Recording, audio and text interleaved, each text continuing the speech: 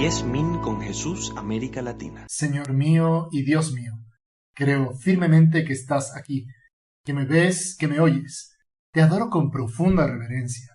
Te pido perdón de mis pecados y gracia para hacer con fruto estos 10 minutos con Jesús. Madre mía Inmaculada, San José mi Padre y Señor, Ángel de mi guarda, intercedan por mí. No piensen que vine para abolir la ley o los profetas. Yo no he venido a abolir, sino a dar cumplimiento.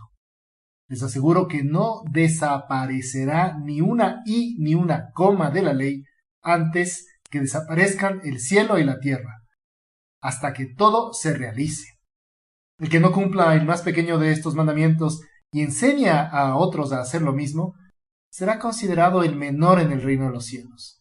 En cambio, el que los cumpla y enseñe, será considerado grande en el reino de los cielos. Este es el evangelio que nos propone la Iglesia el día de hoy, y me parece que es precioso pensar en que nos esforzamos en hacer la voluntad de Dios cuando hablamos y transmitimos su doctrina. De hecho, Jesús deja instaurado la Iglesia, y el magisterio de la Iglesia es esa misión confiada por Cristo a los apóstoles y sus sucesores, para que con la autoridad del mismo y en su nombre propaguen y conserven la verdad revelada. ¿Y qué es la verdad revelada? Todas esas cosas que Dios nos ha transmitido a través de los profetas en el Antiguo Testamento, a través de Jesús en el Nuevo Testamento y a través de sus apóstoles. Jesús es lo principal. ¿Qué significa Jesús? Significa Salvador. Es el nombre que el ángel dio a San José que pusiera al hijo que iba a nacer de su esposa, la Virgen María. Y en este nombre el mundo y el hombre deben ser salvados. Con lo cual, la principal doctrina que tenemos es esa, Jesús. Santa Teresa de Calcuta decía, Jesús es mi Dios.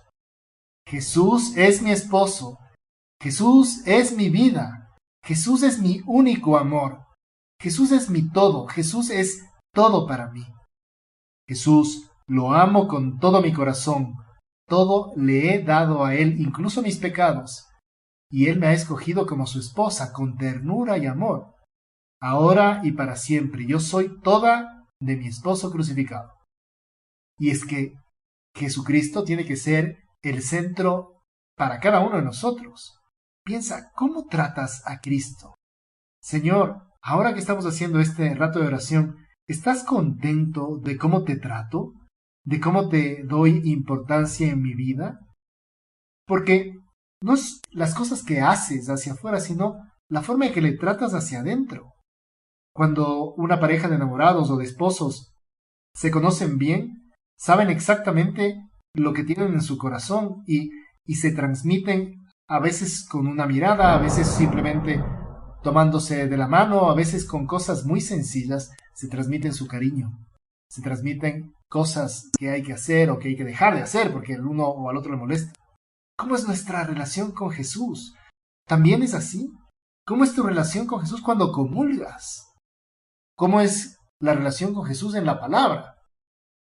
Volvemos a Santa Teresa de Calcuta que decía, Jesús es la palabra que debe ser proclamada, la verdad que debe ser dicha, la luz que debe ser encendida, la vida que debe ser vivida, el amor que debe ser amado, la alegría que debe ser compartida.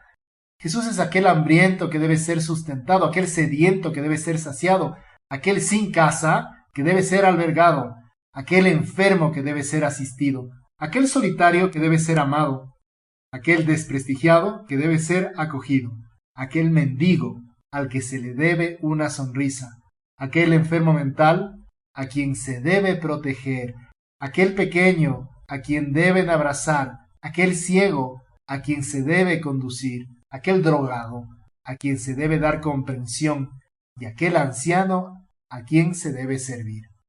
La doctrina tiene que hacerse vida. Y si queremos transmitir una doctrina recta, tenemos que transmitir a Jesucristo a través de todas estas obras de fraternidad y de caridad. Porque no podemos tener una doctrina recta si el corazón no está volcado a los demás. Y es lógico que amemos la sana doctrina, por supuesto, La sana doctrina es la enseñanza bíblica y está adecuada con todas esas verdades teológicas que nos llevan a la salud espiritual. Y las vidas se transforman tanto en los individuos como en las comunidades cuando hay una buena doctrina. Sin embargo, la buena doctrina tiene que ser Jesús, que nos lleva a la práctica. No solamente a proclamar la palabra, sino que debe hacerse verdad. Y Santa Teresa de Calcuta nos deja con claridad que todos esos momentos en los que estamos con nuestros hermanos y nos decidimos a acercarles a Dios, a hacerles esas obras de caridad, esas obras de misericordia, en definitiva estamos proclamando la palabra y la doctrina recta. En cambio, cuando nos encerramos en nosotros mismos, cuando estamos dándole vueltas a las cosas que no nos gustan, cuando estamos, no sé, estamos como piquis, ¿no? Es un poco más difícil que las cosas funcionen bien.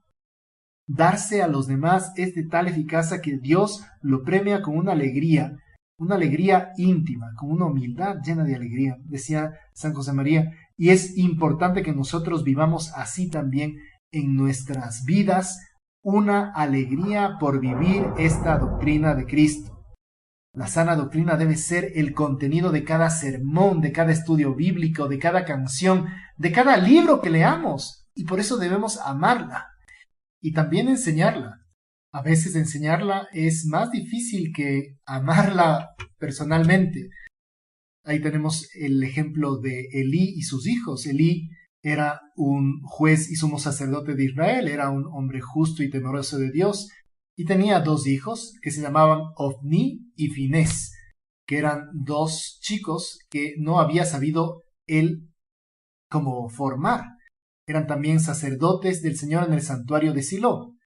Y recoge el libro de Samuel que los hijos de Elí eran hombres depravados que no reconocían al Señor ni las obligaciones del sacerdote ante el pueblo, y la conducta llena de codicia y totalmente relajada de Ofni y Finés escandalizaban al pueblo y lo alejaban del tabernáculo.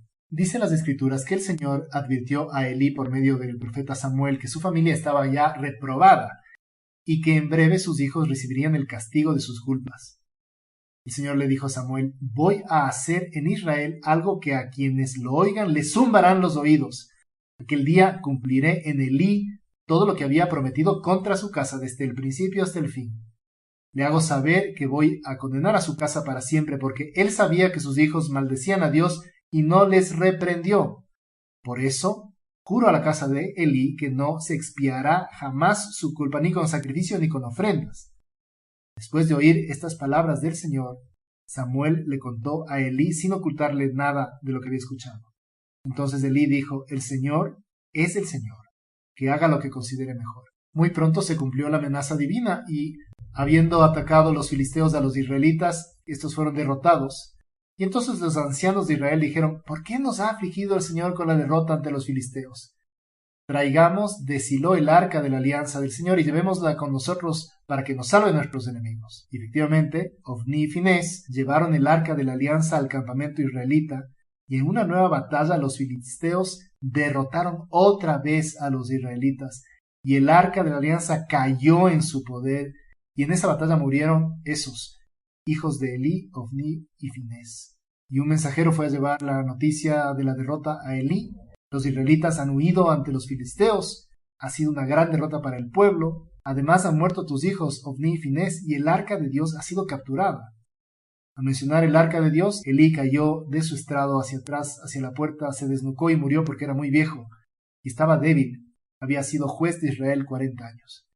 Un hombre que había dado su vida por los demás, viviendo él mismo bien, pero nunca pudo hacer que sus hijos vivan bien. Señor Jesús, hoy que estamos haciendo este rato de oración, queremos tomar conciencia para transmitir la buena doctrina, para vivirla nosotros, aprendiendo a hacer obras de caridad y enseñando a las personas que están a nuestro alrededor.